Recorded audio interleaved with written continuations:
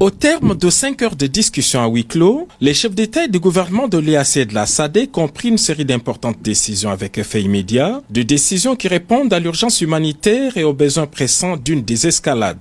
Il s'agit de la cessation des hostilités et d'un cessez-le-feu immédiat et sans condition, auxquels les parties étatiques et non étatiques sont tenues.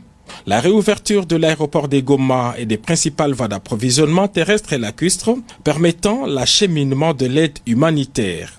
Le sommet a aussi pris la décision de rapatrier les militaires décédés et d'évacuer des blessés.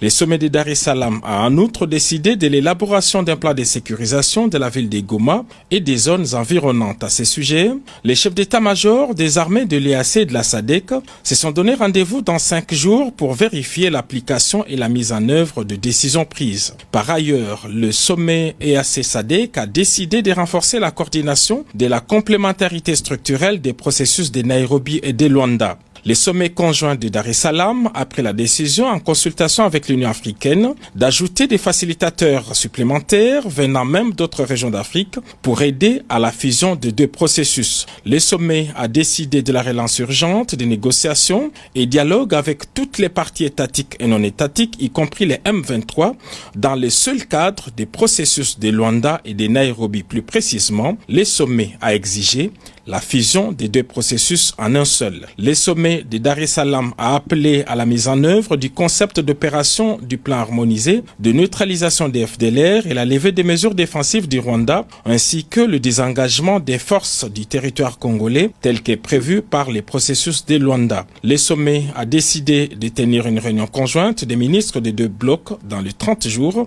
pour évaluer et accompagner toutes ces décisions. Enfin, le sommet a recommandé l'élaboration et la mise en œuvre de modalités de retrait des forces étrangères non invitées sur les territoires congolais. Tout compte fait, la République démocratique du Congo obtient une avancée dans son souci de soulager la peine de sa population meurtrie de Goma et de la partie est de la République.